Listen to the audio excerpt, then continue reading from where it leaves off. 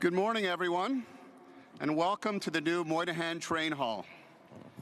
I am Eric Gertler, President and CEO of Empire State Development. And first, let me start with some acknowledgements. First, on the dais with me, Pulitzer Prize architecture critic Paul Goldberger, Melissa DeRosa, Secretary to the Governor, and Governor Andrew M. Cuomo.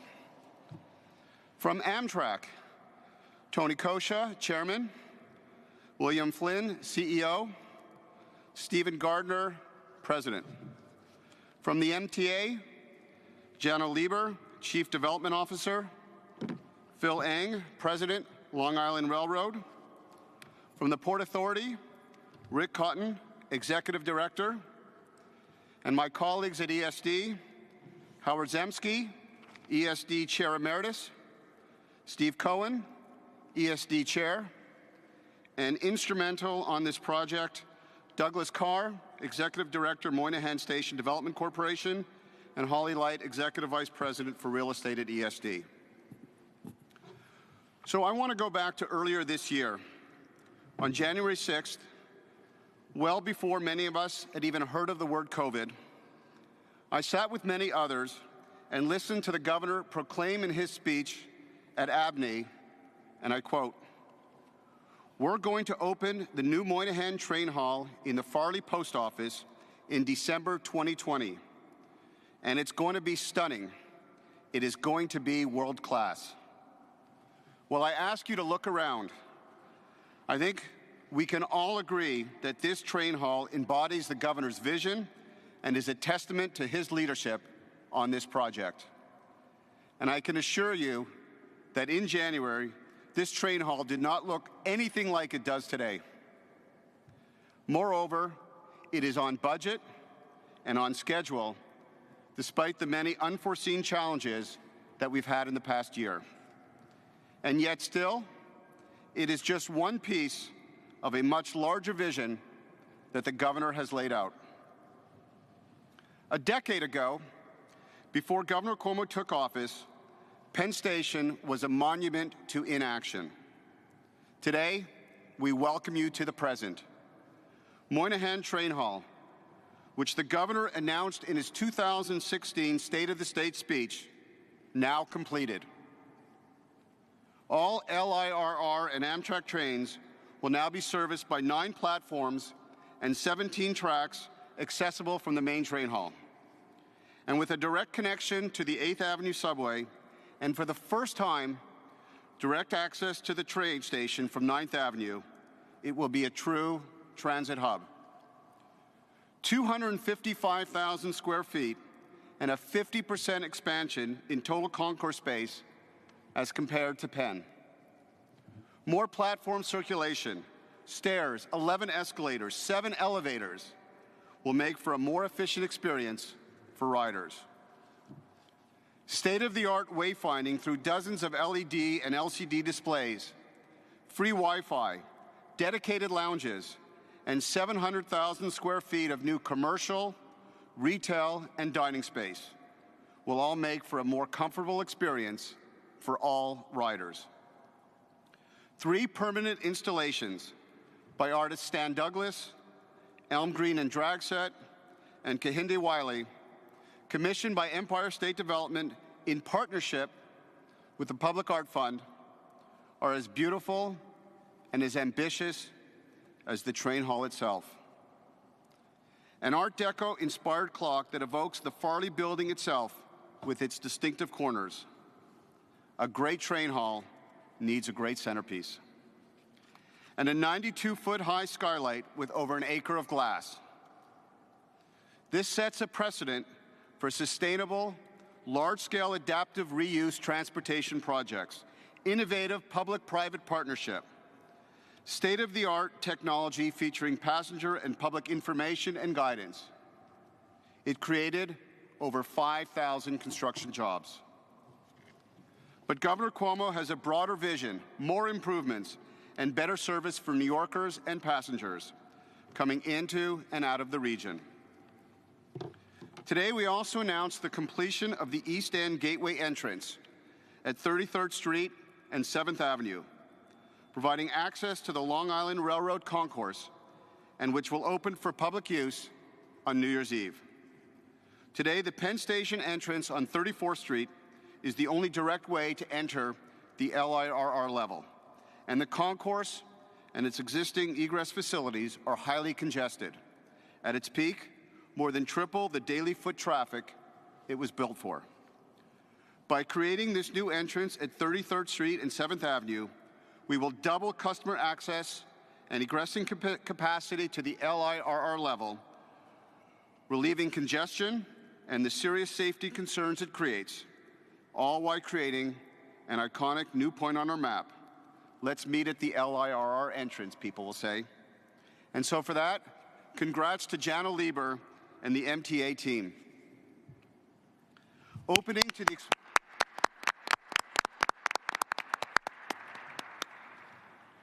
to the expanded LIRR concourse, nearly doubling the width of the 33rd Street corridor, which is among the busiest sections of Penn Station, doubling passenger capacity. It will be brighter, higher, and have better wayfinding, though work is continuing, but providing beautiful and spacious new access points for riders. And the West End Concourse, which was completed in 2017, increasing passenger circulation and improving wayfinding. In January of this year, the Governor announced a comprehensive redevelopment initiative to create a revitalized, transit-oriented commercial district centered around New York's Pennsylvania Station, allowing for the Penn expansion, including the 780 block and additional parcels south of the station. The key is that we are not just adding space, we are increasing track capacity too. At least 8 additional tracks, an increase of 40%. In anticipation for the Gateway Tunnel, which is needed to meet the growing economic demands of New York. The sum of these parts? It is the Empire Station Complex, the ambitious vision that the Governor announced in January 2020, and indisputably a case where the whole is greater than the sum of its parts. The most ambitious mass transportation program in the nation, providing better service to finally unlock the area's economic potential. Moynihan is a fully functioning transit hub designed for New York. It will be an aggressive catalyst for the state's economic growth. I also want to thank our partners, Amtrak, MTA and LIRR, Skanska, and Vornado.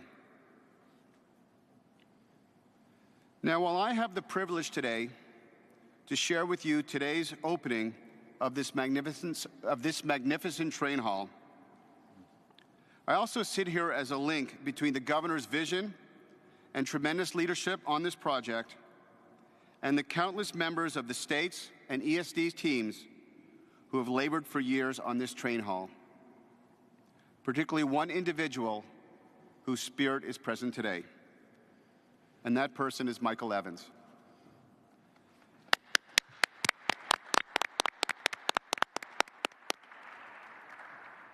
Michael was head of the Moynihan Station Development Corporation since 2013, serving as a critical driver among the Governor's office and the architects, construction teams, and other stakeholders who collectively brought this magnificent space to life. Michael was the very best kind of public servant. He was smart, dedicated, detail-oriented, and relentless in the pursuit of building something truly spectacular to the benefit of the people of this state and beyond. For those of us who knew Michael, we will forever think of him each time we set foot in this hall. And on behalf of the family of New York, we thank him. And now it is my pleasure to introduce Paul Goldberger, known to many as the Pulitzer Prize-winning architectural critic of some of the most important news organizations in our country, including the New York Times, the New Yorker, and Vanity Fair. He is also the author of numerous books and someone who the Huffington Post has called the leading figure in architecture criticism. He has also been a critical advisor and collaborator on this project. Paul, I turn to you. Thank you, Eric. Good morning. It's been a fantastic pleasure working with you and Michael and Doug Carr and the governor and his team and the remarkable team of architects here, Skidmore, Owings and Merrill, Peter Penoyer on the clock, David Rockwell, to help get everyone to this amazing day. I suppose you could say the story of Moynihan Train Hall really begins in 1910, when the original Pennsylvania station opened. Continues in 1963, with the tragic demolition of this masterpiece of public architecture after only 52 years of active use. Then it picks up again in the 1990s, when Senator Daniel Patrick Moynihan, who among his many virtues was a believer that great architecture had a real and tangible public benefit because it made life better for everyone. Moynihan saw that the magnificent Farley Post Office was right across the street from Penn Station and sat atop the same railroad tracks as Penn Station, and said, why couldn't we turn this place into a new station and once again give the city the great entrance it deserves? It took a couple of decades, but it has finally happened in a way that is remarkably true to Senator Moynihan's great idea. But I think the opening of Moynihan Train Hall is much more than a tribute to Senator Moynihan's imagination. It is the first step toward turning the busiest rail center in the United States into the best rail center in the United States. There's still a long way to go, but we're moving in the right direction toward a recognition that great public space belongs to everyone, that a great city deserves a noble public realm, and that the government has a responsibility to help make that happen. These are difficult times, much tougher than they were when Governor Cuomo got this project moving again a few years ago. But all the more reason that Moynihan Train Hall matters. Much of the great infrastructure of New York was built during tough times, because that is when the government needs to send a signal that it believes in the future, that we will have a better future, and we are investing in it, because that very investment will help make a better future happen.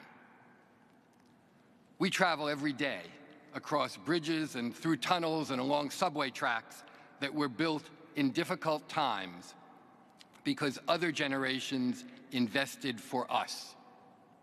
And Moynihan Train Hall is a symbol of our will to do the same thing today and invest in the future, even as we're struggling to keep afloat in the present. Because investing in the future is actually one of the best ways we have to keep afloat in the present. But that's the test of a great government, that it can take the long view. Abraham Lincoln kept construction going on the dome of the U.S. Capitol during the Civil War, even though funds and manpower were desperately short, because he said that if the work went on, people would see that he believed that the Union would go on. We believe, we know, that New York will go on, and that it will continue to be the greatest city in the world, and that the only way it can lose that is if we give up on investing in the public realm that is its heart.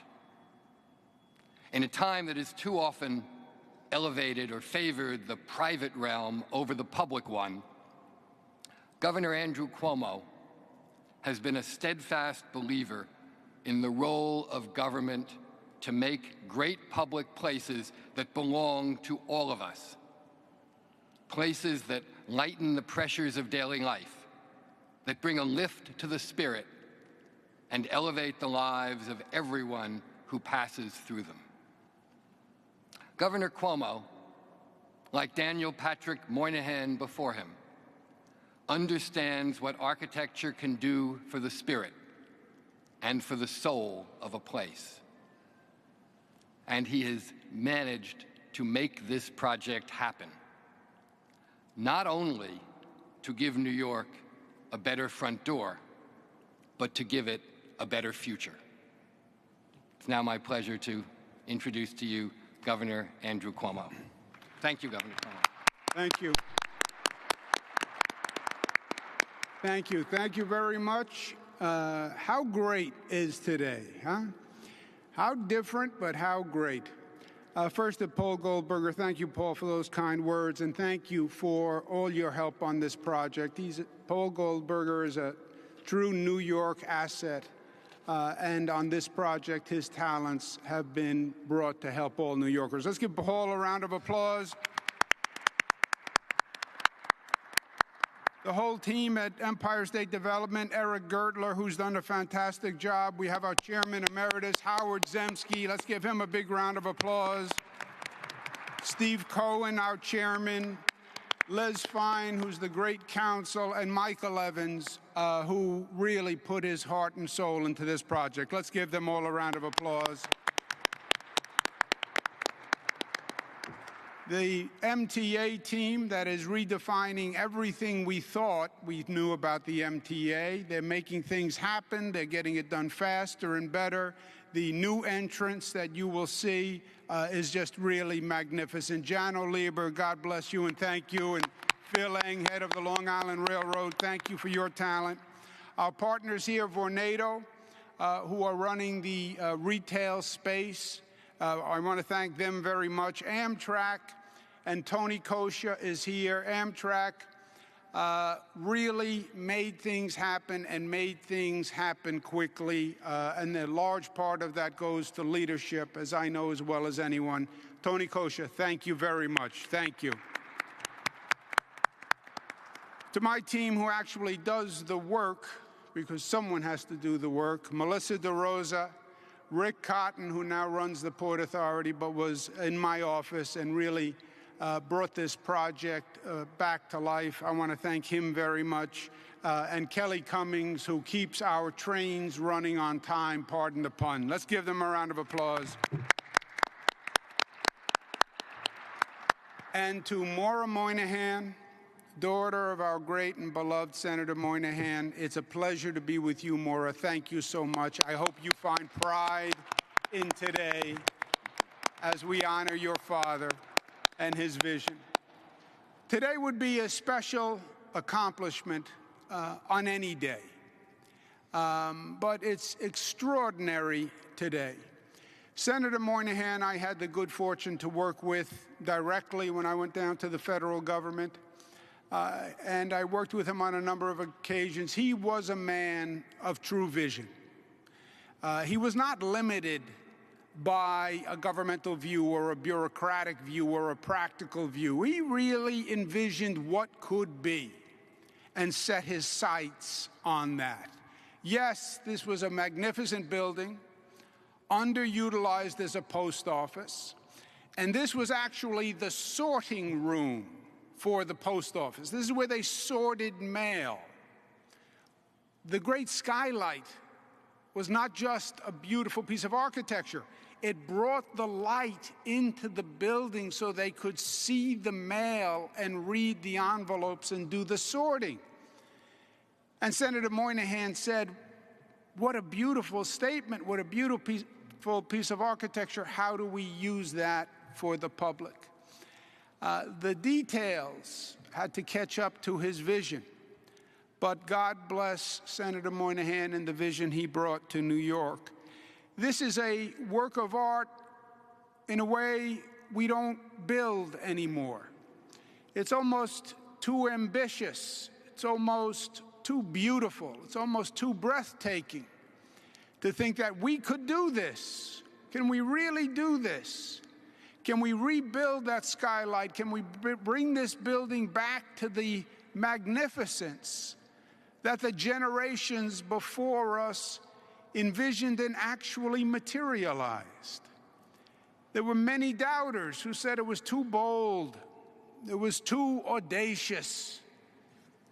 But we said we could, and we did. This is a great public work. Public work, different than we do it today. This is a different kind of statement. It says, we understand and appreciate the significance of public works. It is a testament and a monument to the public. And they deserve the best, and they can produce the best. And we build this not for ourselves. We build this for our children and our children's children. And we build this as a statement of who we are and who we believe we are and who we aspire to be. Is it grand? Yes. Is it bold? Yes. Because that is the spirit of New York, and that's the statement we want to make to our visitors, to our children, and to future generations. So this would be an amazing accomplishment at any time. But it is an extraordinary accomplishment today, because today is a different day. None of this is normal. None of this is right. We're at a place where no one ever envisioned being. We saw the greatest country on the world fall prey to a microscopic virus. And we have seen our world turned upside down, and so many things we believe to be true, our ability to control, our ability to dominate, that all turned out to be false. We're going through a traumatic period, individually and collectively. Society is going through a traumatic period. And the question for us now is, what will this traumatic period cause us to be? What will it do to us? How do we respond? Life will create trauma. You will have setbacks in life, no matter how carefully you plan, no matter how smart you are. You will have challenges. You'll have health challenges. You'll have personal challenges. But the question becomes how you respond to those challenges. Tell me how you react to the challenge, and then I will tell you who you are, and I will tell you your character. And that's what we're going to decide in this new year, 2021. As we close this chapter on 2020, but we learn the lessons and we move forward to 2021. And what this hall says to me as we head towards the new year is, yes, yes, we can. Yes, we can learn. Yes, we can grow. As dark as 2020 was, to me, this hall brings the light, literally and figuratively. It brings the light. Which way do we head? We bring the light. New York brings the light. That's what this magnificent skylight says to me today. A.J. Parkinson said sometimes life will knock you flat on your back, but it will change your perspective. And if you look up, you see the sky. When you were in this hall, you look up, you see the sky. And that's the way we want to start 2021. New York found the best going through this COVID situation. It brought out the best in New Yorkers. They heard their better angels. At a time of division all across this nation, you saw New Yorkers unify like never before. We weren't black and white and Latino and upstate and downstate and Democratic and Republican. We said, let's come together and find the commonality in the community and let's help one another. That's what this was a symbol of. I do this for you and you do it for me. I understand our interconnection and I understand our interrelationship. New Yorkers did that. New Yorkers took the highest COVID infection rate in the nation and brought it down to the lowest infection rate in the nation. New Yorkers did that, working together. Yes, it was traumatic. Yes, we were knocked flat on our back, but we got up stronger than ever before. That's what this hall says today. And it reminds us who we are. We are New York. We are different than any other place, and we are special. We come from a special place. Our DNA is special.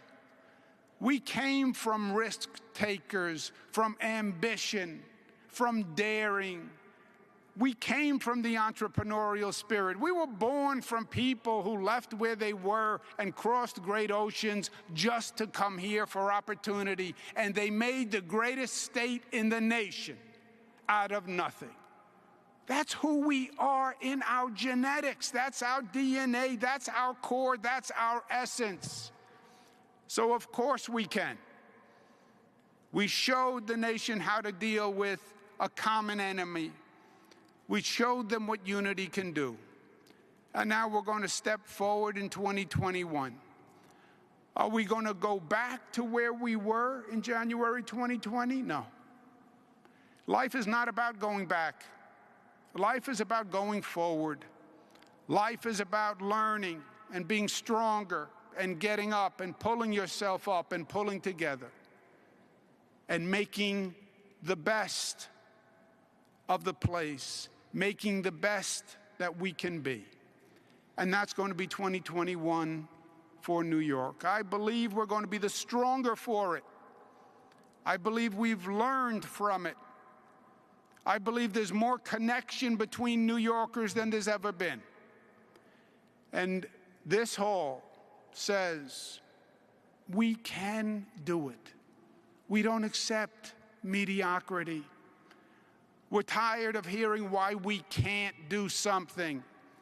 We're going to focus on how we can get it done. We are New York. We are the best. We will rise, and we will be stronger than we have ever been together. And that's what this hall says to me, and that's what Senator Daniel Patrick Moynihan would say to us today. Let's close the door on 2020. Let's open the door on 2021. More united, more loving, more connected than ever before. Let's cut the ribbon on this great hall. Thank you.